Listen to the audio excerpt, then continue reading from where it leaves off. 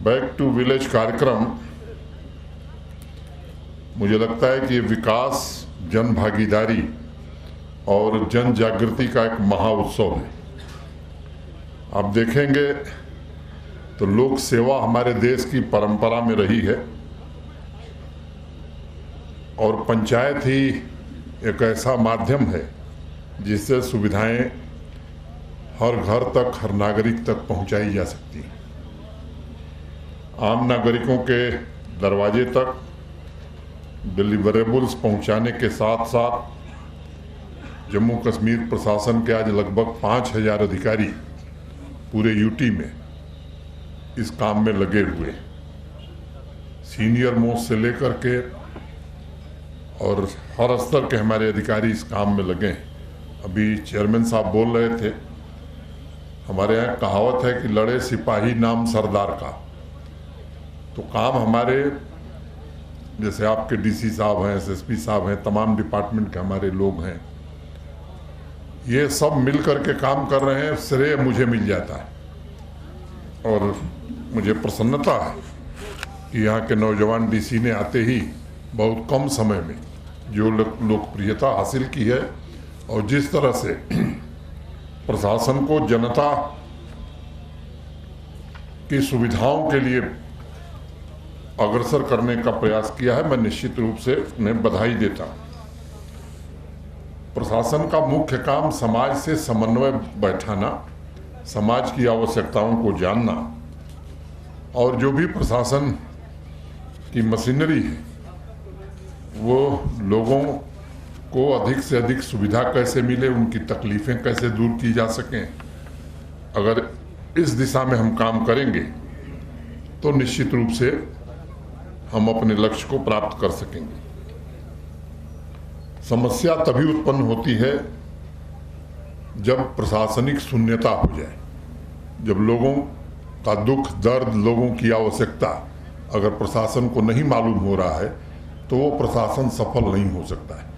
इसलिए संवाद हमारे प्रशासन का सबसे महत्वपूर्ण अंग होना चाहिए। इस बार बैक टू विलेज यहाँ एक कवायद बन गई थी कि जब भी कोई इस तरह का कार्यक्रम हो तो साहब बिल्डिंग बना दीजिए, तो स्कूल बना दीजिए, तो सड़क बना दीजिए। मुझे लगता है कि उससे ज़्यादा जरूरी जो सुविधाओं का हक हमको है वो सुविधाएं सामान्य रूप से हर नागरिक को मिल जाए, ये कोशिश की जा रही है। और मुझे देख के प्रसन्नता है, गोल्डन हेल्थ कार्ड लगभग 80% सैचुरेशन हो गया है, 20% लोगों को नहीं मिला है। अब इसमें आपका एक पैसा नहीं लगना है। ये कोशिश की जा रही है कि इस बार हर व्यक्ति को, हर परिवार को गोल्डन कार्ड मिल जाए। भगवान न करे किसी के घर में कोई बीमार पड़े, लेकिन अगर बीमार पड़े तो 5 लाख रुपए तक के इलाज की सुविधा प्रशासन ने उपलब्ध कराई। लैंड पासबुक, अब ये सबसे बड़ी समस्या जम्मू कश्मीर की ये थी। अगर महाभारत का थोड़ा भी किसी ने ध्यान किया होगा या महाभारत के बारे में थोड़ी जानकारी होगी तो एक कभी मैंने पढ़ा था कि अगर लैंड रिकॉर्ड सही रहा होता तो महाभारत नहीं होता, कौरवों में और पांडवों में युद्ध नहीं होता, क्योंकि विवाद केवल 5 गांव का था और भगवान श्री कृष्ण के पास अगर सही रिकॉर्ड रहता तो वो युद्ध टाला जा सकता था। मुझे लगता है जम्मू कश्मीर में भी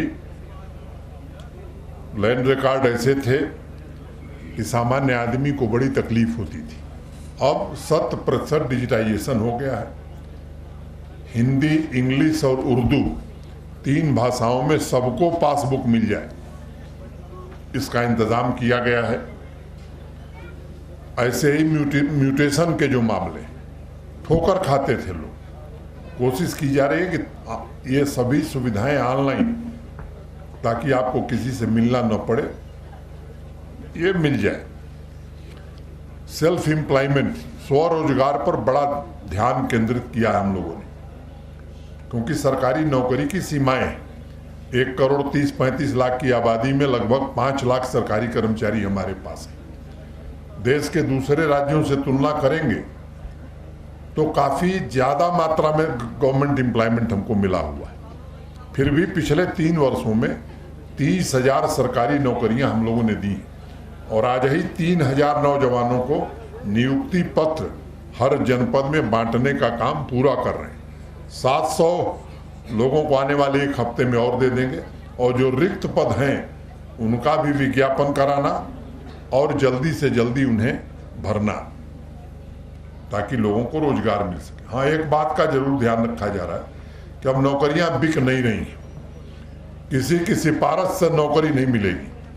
कोई किसी के घर का बच्चा है या किसी पॉलिटिकल पार्टी का है या एलजी साहब का जानने वाला है या चीफ सेक्रेटरी या डिप्काम साहब का जानने वाला है, उसको भी कोई लाभ अतिरिक्त नहीं मिलने वाला है।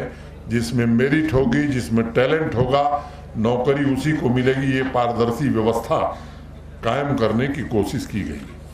अब सरकारी नौकरी के साथ साथ सेल्फ एम्प्लॉयमेंट देना ये बड़ा आवश्यक है और मैंने देखा है पिछले 2 सालों में हमारे अनेक नौजवान केवल स्वरोजगार नहीं कर रहे हैं, सेल्फ एम्प्लॉयड नहीं हुए, बल्कि कई लोगों को रोजगार दे रहे हैं। और आज भी मैंने कई नौजवानों को यहाँ दिया है। मेरे आपके डीसी साहब ने बताया कि पूरा सर्वे कराया है जिले में, 16,000 से ज़्यादा नौजवान यहाँ सेल्फ एम्प्लॉयमेंट चाहता है। ये हम कोशिश करेंगे और हम आपको आश्वस्त करना चाहते हैं कि जितने नौजवान सेल्फ एम्प्लॉयमेंट के लिए आगे आए हैं उनको 100% उनका सैचुरेशन करा दिया जाए। उनको बिना किसी कोलेटरल के बैंक पैसा देगा 10 लाख रुपए तक। जो भी कोई नौजवान हो, कोई हमारी बहन हो, बेटी हो, जिसको भी काम करना है वो आगे आवे और खुद नहीं बल्कि अपने परिजनों को, परिवार वालों को या एक आध दोस्तों को भी अपने साथ काम में ले आवे। ये कोशिश हम लोग कर रहे हैं। एक दूसरा लक्ष्य रखा गया है कि बहुत सारा हुनर है हमारे नौजवानों में, हमारी बच्चियों में, तो उनके स्किल को कैसे अप स्केल कर सकते हैं, उनकी स्किलिंग को कैसे और बढ़िया कर सकते हैं, ताकि देश में दुनिया की इंडस्ट्री में जो आवश्यकता है उस तरह की स्किलिंग करके उन्हें रोजगार कैसे मिले, इसकी कोशिश की जा रही है। आईटी डिपार्टमेंट ने भी कैंप लगाया है। ऑनलाइन सर्विसेज 225 कर दी गई हैं। उसको समझना, सामान्य आदमी उसको समझ सके, इसकी कोशिश की जा रही है। एक खतरा और बढ़ा है मित्रों, ये नौजवान बच्चे इस समय गेमिंग बहुत मोबाइल लेकर के गेम खेल रहे हैं। गेम तक तो ठीक है और मैं अभिभावकों से, गार्जियन से कहना चाहता हूँ उसमें भी टाइमर लगा देने की जरूरत है। छोटे बच्चे आदी हो जा रहे हैं गेम खेलने की, तो अधिकतम एक दिन में 1 घंटा खेल सके, इससे ज़्यादा की अनुमति नहीं होनी चाहिए। तो अगर टाइमर हम अपने मोबाइल में सेट कर देते हैं उस बच्चे के, तो 1 घंटे से ज़्यादा 24 घंटे में नहीं खेल पाएगा। ये हमको ध्यान देने की जरूरत। दूसरी बात, उसमें एक साइट है जिसमें गैम्बलिंग, जुआ खेला जाता है। एक ये नशे की तरह ये भी बीमारी यहाँ बढ़ रही है। इस पर प्रशासन भी तवज्जो देगा। मैं यहाँ की आवाम से भी कहना चाहता हूँ कि आप भी जरा अपने बच्चे को जागरूक होकर के देखते रहिए कि ये गेमिंग में कहीं उस साइट पर तो नहीं जा रहा। ये हमें ध्यान देने की जरूरत है। पानी समितियों का गठन, अब सरकार प्रधानमंत्री जी के नेतृत्व में हर घर नल से जल पहुंचा देगी। पर्याप्त मात्रा में पानी मिले, पोर्टेबल वाटर मिले, इसकी व्यवस्था सरकार कर देगी। लेकिन इस व्यवस्था को पानी समितियों को ही चलाना है। तो हमें खुद समझना होगा गांव के लोगों को कि ये हमारी जिम्मेदारी, सरकार बना करके आपको सुपुर्द कर रही है, तो भविष्य में ये चलता रहे, अभी से हमको इसकी चिंता करनी है। और इस अभियान में आपके गांव का पानी पोर्टेबल, स्वच्छ है कि नहीं, पीने लायक, पर्याप्त पानी का इंतजाम है कि नहीं, इसकी भी व्यवस्था की जा रही। स्वच्छता पर भी काफ़ी जोर दिया गया। अभी बापू कथा को मैंने सुनने का अवसर मिलेगा, या उसकी प्रदर्शनी लगाएं आप, प्रदर्शनी लगाएं आप, देखिए मैंने बापू के सबसे करीब, उनके दिल के करीब स्वच्छता थी। और अगर हम अपने गांव को स्वच्छ रखेंगे तो यकीन मानिए बहुत सारी बीमारियां गंदगी के कारण आती हैं। सामान्य रूप से अगर स्वच्छता पर हम ज़्यादा ध्यान देंगे, हर परिवार 5-7 हजार रुपए सालाना बचा सकता है, जो अनावश्यक दवा पर खर्च करना पड़ता है। तो ये हमारी जिम्मेदारी, ये मुझे लगता है कि इसको हमें देखने की जरूरत है। ई श्रम कार्ड्स, UDID कार्ड्स, ये सब हम लोग कोशिश करेंगे कि डिजिटल हो जाएं। सभी पंचायतों में प्ले फील्ड, शायद ही कोई पंचायत होगी जहां जमीन न हो, वही पंचायत छूट जाएगी, नहीं तो हर जगह प्ले फील्ड भी, और नौजवानों को खेलने के लिए स्पोर्ट्स किट भी प्रदान की जा रही है। VLW और पटवार घर ये फंक्शनल हो गए। जो विजिटिंग ऑफिसर है उनसे मेरा निवेदन है कि आप ये तो इंश्योर कर ही रहे हैं कि उनका मोबाइल नंबर लिखा है कि नहीं लिखा है, नाम लिखा है कि नहीं लिखा है। ये भी जरा सामान्य लोगों से पूछने की जरूरत है कि जो उन्हें बताया गया कि सप्ताह में इतने दिन उपस्थित रहना है, उतने दिन उपस्थित हैं कि नहीं है, इसको भी देखने की जरूरत है। नहीं है तो इसमें सुधार करने की गुंजाइश है, इसको सुधारा जाएगा। अमृत सरोवर बनाए गए हैं और यूथ क्लब के जो हमारे नौजवान बच्चे बच्चियां हैं, वो एक ब्रिज की तरह प्रशासन और आवाम के बीच काम कर सकते हैं। हमारे चुने हुए प्रतिनिधि हैं, वो ये काम जिम्मेदारी से निभा सकते हैं। और पंचायत की एक बैठक जिसमें हर आदमी खुल करके अपनी बात कहे, मैं समझता हूं कि मुख्य रूप से ये उद्देश्य रहा है। मित्रों, ये सही है कि पिछले 3 वर्षों में बहुत कुछ बदला है। खासतौर से हमारे घाटी के सामान्य नागरिक ने काफी तकलीफ झेली है पिछले 30 वर्षों में। और एक सामाजिक परेशानी जो मैं देख रहा हूं, यहां शादी की उम्र बढ़ गई है नौजवानों की और बच्चियों की भी। जरा इस गहराई में जाइए, कारण क्या है? पिछले 30 साल से जो कुछ चला है यहां, उसका दुष्प्रभाव यहां के समाज पर पड़ा। अब विकास दुनिया के किसी हिस्से में तभी संभव है जहां शांति होगी, वहीं विकास होगा। काफी हद तक यहां की आवाम के सहयोग से शांति स्थापित करने में प्रशासन को कामयाबी मिली है, सफलता मिली है। लेकिन कुछ लोग हैं जिनको ये अमन चैन पसंद नहीं है। उनको ये अच्छा नहीं लग रहा है कि देश भर से 1.5 करोड़ से ज्यादा लोग जम्मू कश्मीर आ रहे हैं टूरिस्ट के रूप में। उनको ये पसंद नहीं आ रहा है कि यहाँ निवेश आ रहा है या इंडस्ट्री लग रही है। उनको ये पसंद नहीं आ रहा है कि यहाँ की इकॉनमी ग्रो कर रही है। तो एक तो हमारा पड़ोसी और उसके इशारे पर काम करने वाले कुछ लोग ये साजिश कर रहे हैं। बाहर का गरीब मजदूर जो अपनी रोजी रोटी कमाने आता है और कश्मीर और जम्मू की अर्थव्यवस्था में योगदान देता है, यहां ईंट भट्टे नहीं चल सकते अगर बाहर के मजदूर आके काम न करें। यहां के सेब बाजार तक नहीं जा सकेंगे अगर बाहर के मजदूर आकर के काम न करें।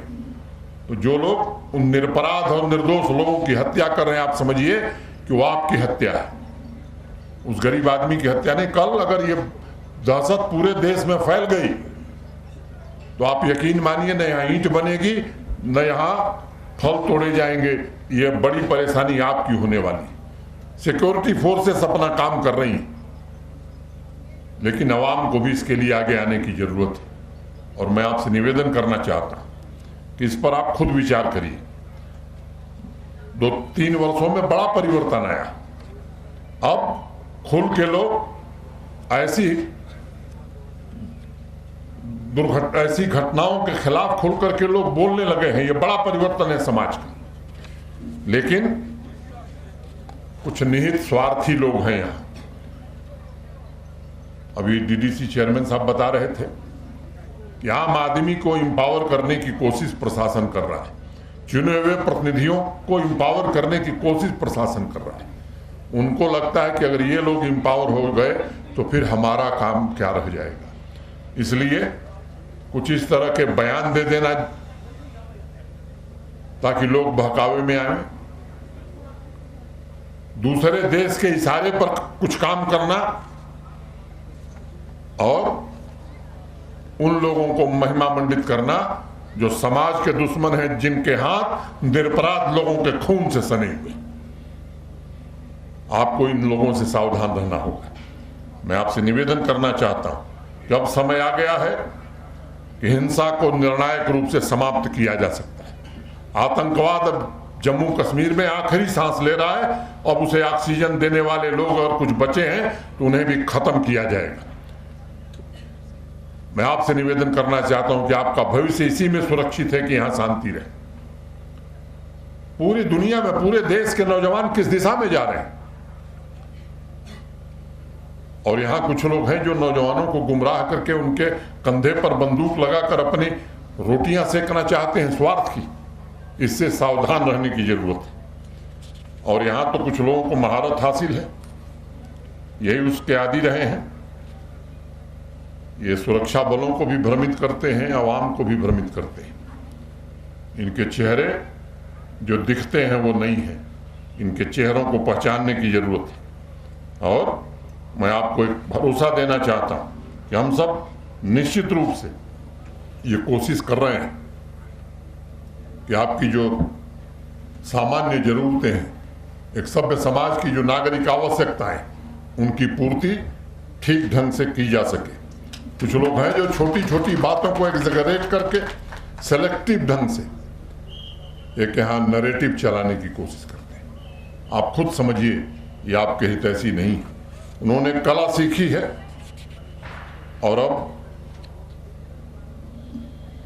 पूरे स्पष्ट रूप से मैं ये बात कहना चाहता हूं कि अब प्रशासन लाभ कुछ सीमित लोगों तक नहीं रखना चाहता है, चाहे वो राजनीतिक ताकत देना हो, आर्थिक ताकत देना हो या सामाजिक ताकत देना। अब वो जमाना चला गया कि कुछ चंद लोगों तक ये सीमित रह जाएगा।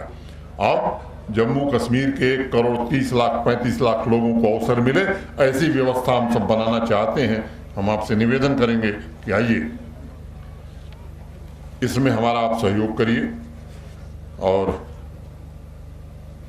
अब वो लोग कुछ अफवाह फैलाएंगे, ये कोशिश करेंगे। जो व्यवस्था चल रही है, रोज बयान आप भी पढ़ते होंगे, जो व्यवस्था चल रही है व्यवस्था ठीक नहीं, वही व्यवस्था ठीक है जो 20 साल पहले चलती थी, 25 साल पहले चलती थी, जिसमें पता नहीं कितने बेगुनाहों का खून सड़क पर गिरता था। दुकान बंद रहती थी, स्कूल कॉलेज नहीं चलते थे, दूसरे देश के लोग यहाँ हड़ताल की कॉल देते थे और यहाँ के लोग अपना भविष्य बर्बाद करते थे। क्या ऐसी व्यवस्था जम्मू कश्मीर के लोगों की भलाई कर सकती है? मित्रों, आप खुद सोचिए। मैं आपसे निवेदन करना चाहता हूं कि आम नागरिक ये महसूस करने लगा है और आम नागरिक ताकतवर बने, ये निश्चित रूप से हमारी कोशिश होगी। और हम सब आपसे निवेदन करना चाहते हैं कि ऐसे लोगों के बहकावे में आने की जरूरत नहीं है। आपको कोई तकलीफ, मैंने बार बार कहा है कि हमारी नीति बड़ी स्पष्ट है, किसी बेगुनाह को पुलिस नहीं छेड़ेगी। मैं आपकी सभा में कहना चाहता हूं, किसी बेगुनाह आदमी के साथ पुलिस ज्यादती करती है, ये विजय कुमार जी हमारे डीजीपी हैं, इनको आप बताइए। मैं आपको 100% भरोसा दे रहा हूं कि तुरंत उसके खिलाफ कार्रवाई की जाए। हाँ, लेकिन अगर कोई गुनाह करेगा, कोई नौजवानों को ले करके नशा के दलदल में ढकेलेगा, तो उसके खिलाफ कार्रवाई होगी। कोई अपराध करेगा, किसी हमारी बच्ची के साथ अगर उस पर गलत दृष्टि रखेगा, उसके साथ कार्रवाई, उसके खिलाफ सख्त से सख्त कार्रवाई होगी। कोई आतंकवाद को बढ़ावा देगा, उसके खिलाफ सख्त से सख्त कार्रवाई होगी। ये मुझे लगता है कि सब प्रशासन की यही नीति होनी चाहिए। और अगर कहीं आपको लगता है कि नहीं आपके साथ अन्याय हो रहा, आप बताइए। हम आपको भरोसा देते हैं कि हम कोशिश करेंगे कि किसी भी व्यक्ति के, किसी सामान्य नागरिक के साथ कोई दुर्व्यवहार या कोई व्यवहार प्रशासन और पुलिस की ओर से न हो। हमारे प्रशासन के साथियों ने खास बहुत ही मेहनत करके इस व्यवस्था को बदलने में अपना खून पसीना बहाया, बहुत मेहनत किया। नहीं तो हम भी 35-40 साल से इसी सामाजिक जीवन में, डीसी के दरवाजे पहुंचना, एसएसपी के घर पर पहुंच जाना, रविवार और बुधवार छोड़ करके रोज 1-1.5 घंटे लोगों से मिलना, ब्लॉक दिवस में लोगों की समस्याओं को सुनना, थाना दिवस में आवाम की समस्या को समझना और उसको दूर करना, ये व्यवस्थाएं आम आदमी को मजबूत कर रही हैं।